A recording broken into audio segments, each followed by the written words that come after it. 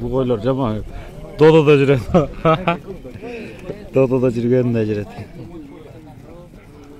Ортаға улақ таштап қойылы.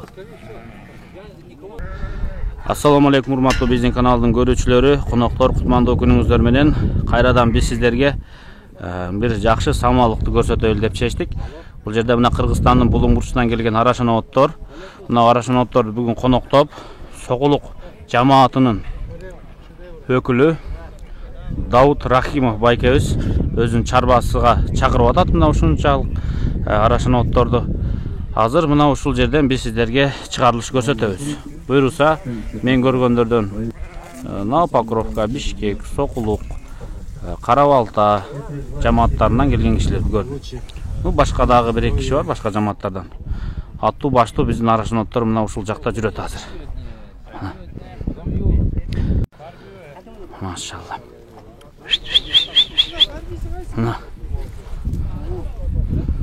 Машалла. Койдун гүлү да ушуну айтат. Машалла. Убагында 9000 калган мен. Убагында 9000 келген. Кайсы койду? Сиздин коюңуз барбы? Мына. Мына кулагында таблетка турганбы? Биркасы жок, сол кулагында. Мына кыргы деген. Мына кой. Бул жаш чоңгойбу анда?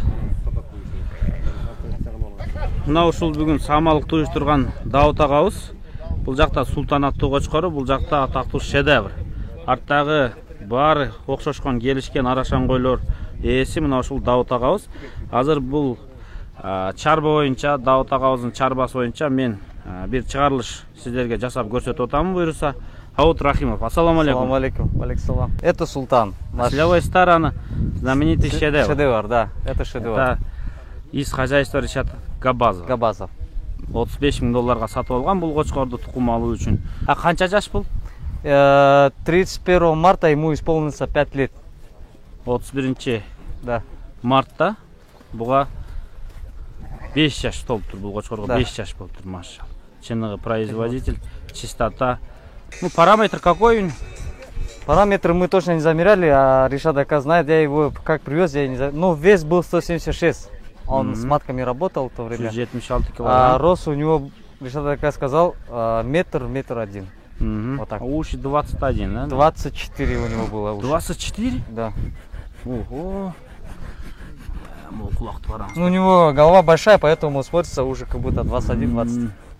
А я думал, что 21 или максимум 22, а я ошибся. Но я мало ошибаюсь в этом. Не знаю. Машалла. Вот. Голова просто большой у него, видите? Машалла. И вот такие уши.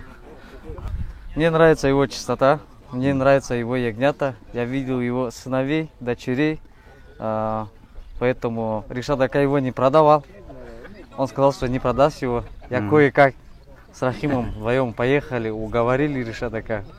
Вот он нам сказал, если вы для себя, я вам продам. А если вы продадите кому-то, я не буду продавать. Мы ему дали слово, что он для себя, он у нас будет работать.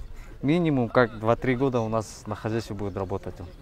А сколько на матку он будет покрывать? В этом году именно? Для него подготовили 100 маточных поголовья. Лично для него, лично он будет покрывать. На 100 маток и данный момент, и осенью тоже работает, да? Да.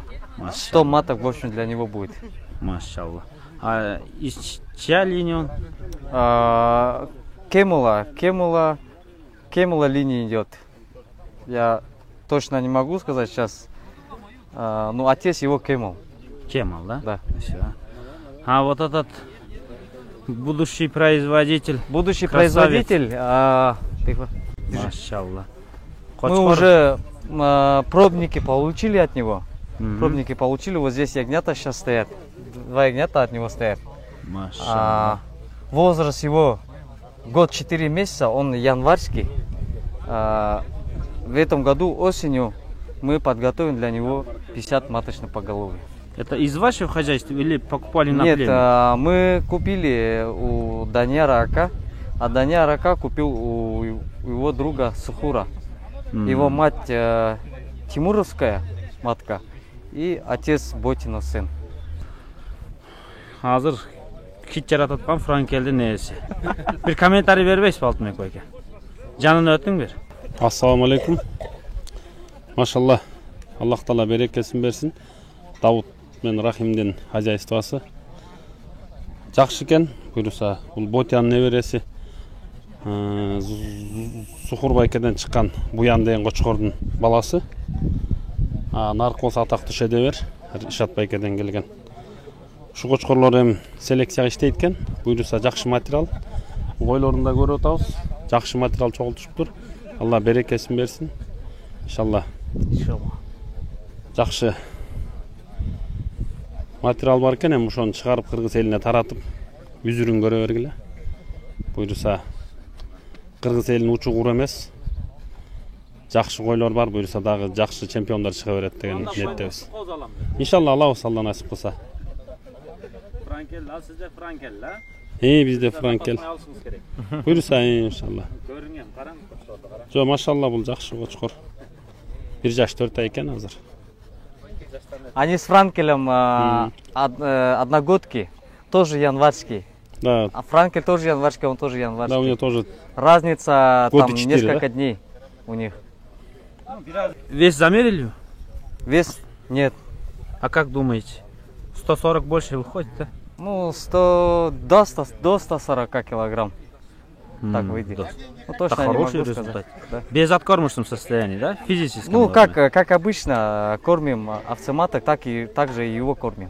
А чтобы много что-то давать ему, нет, мы слишком не перекармливаем. Биздин аксакалдар. Ильяс байке, Марс байке.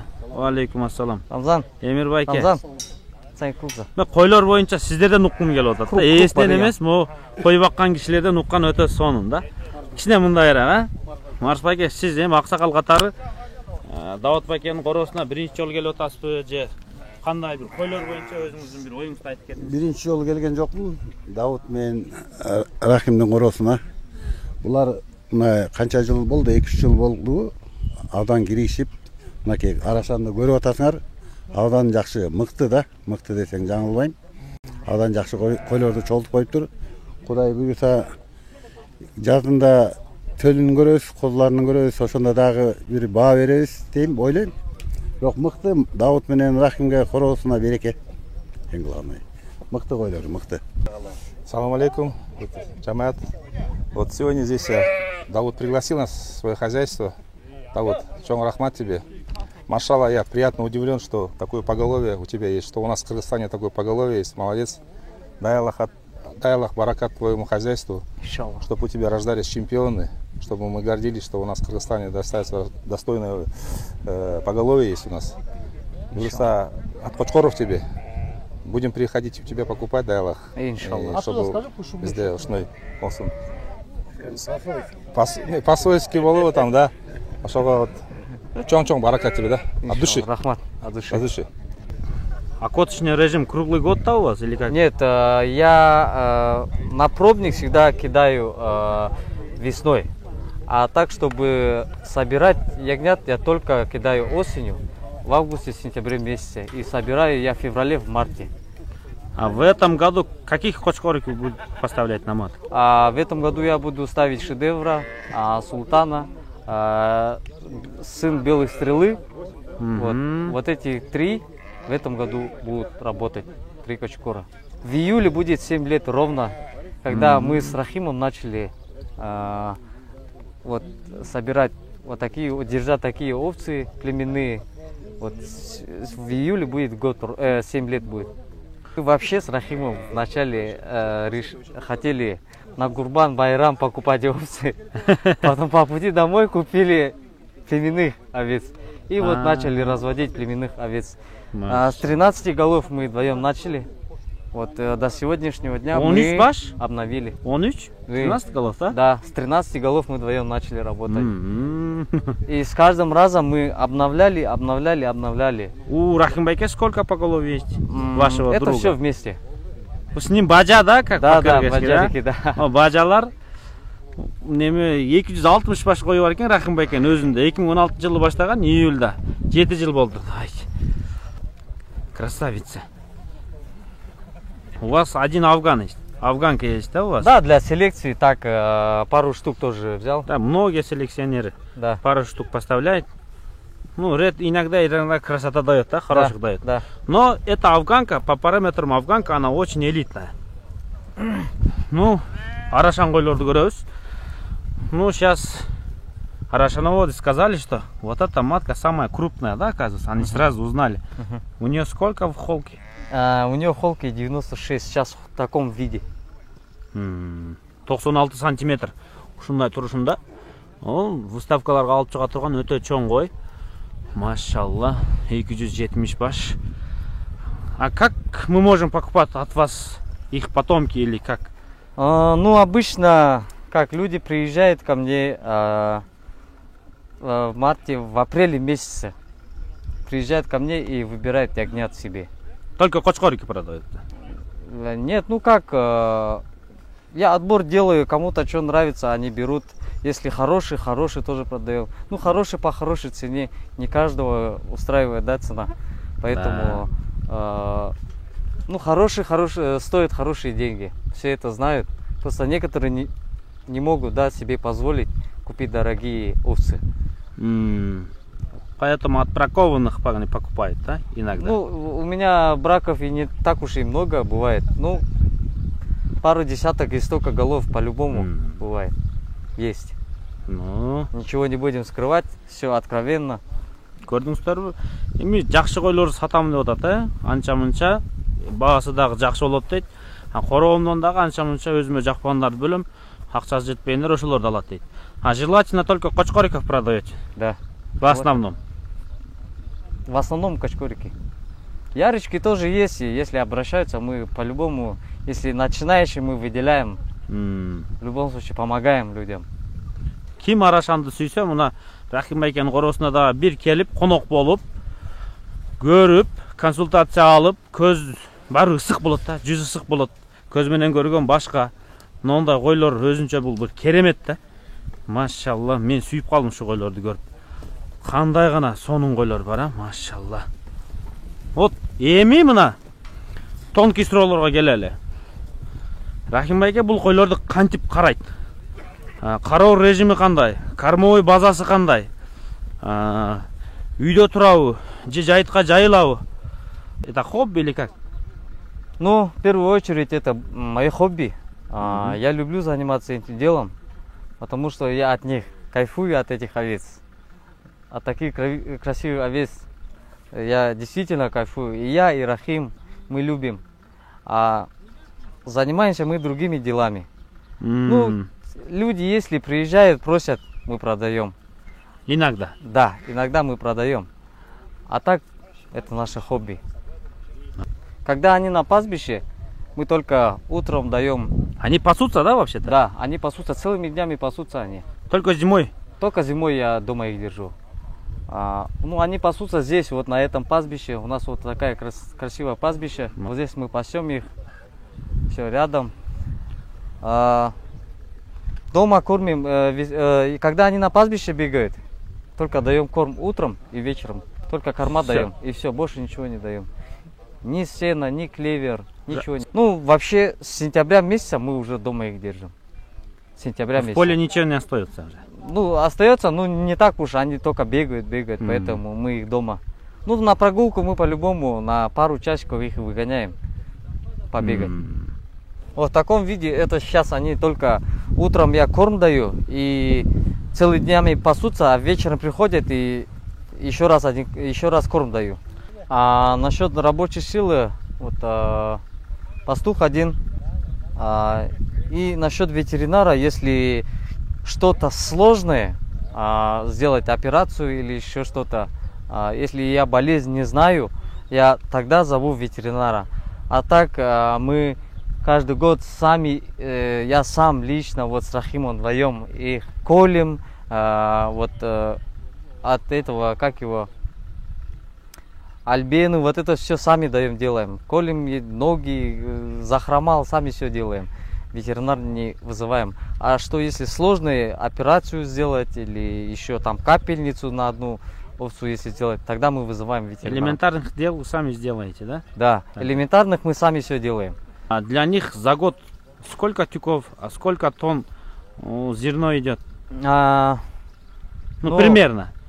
Приблизительно Заготовка сколько делаете? 270 голов уйдет где-то, ну я кормлю до 7000 тюков. Максимум. Это в год. В год, максимум? Да, максимум. В год это. Так, зимой я днем, утром и вечером даю, а весной мы как не даем вообще. Только в зерно? Да, а если год считать, то 7000 тюков. Да. Bir жылға 7000 баш, а зерно сколько тонн? Зерно я день даю по 150 килограмм на столько голов. И вы можете... 150 килограмм? Да, в день. 3 мешка, да? Да, в день. В день? Да. 365 күнді 150 килограммға көбейтсе, ошондо болот. А так я сейчас считать не смогу. Ну, вы посчитайте, 270 голов, 150 килограмм, это даже мало. Честно? Да. А зимой побольше дают? Нет, также даем. И зимой тоже? Именно это зимой мы так даем, а весной мы по чуть-чуть даем. Ну, мешок примерно, да? 1,5 мешка, ну где-то 70 килограмм. Примерно 20 тонн они покушают? Покушают. За год? Примерно. 15 тонн. У вас своя поле есть, так? Да.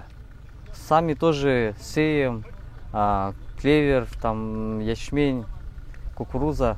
И закупаем тоже отруби. Вот. Отруби мы покупаем, а кукуруза, ячмень, клевер уже как бы свои. И, ну, тюки тоже, клевер тоже покупаем. Свои тоже не хватает в любом случае. Мындай ийгиликти да жаратыш кыйын. 7 жылда сандан сапатка деп ушуну айтат. Сандан сапатка дегенде караңыздар, салмагыдан, боюдан, сулуулугудан, эң негизги тектүүлүгүдөн. Бул генетиканын илими өзү бир башка да. Мисалы бул койду башка мал менен бузуш кыйын. Анткени мунун каны отурган, кылданган, тектүүдөн тектүү туулат дейт. Мыкты кой кочкорлорду кошуп жүрүп, ушундай сапаттуу малдар туулган. Буюрса сиздер дагы сандан сапат котуңуздар. Даут байке өзүнүн короосунда болдук.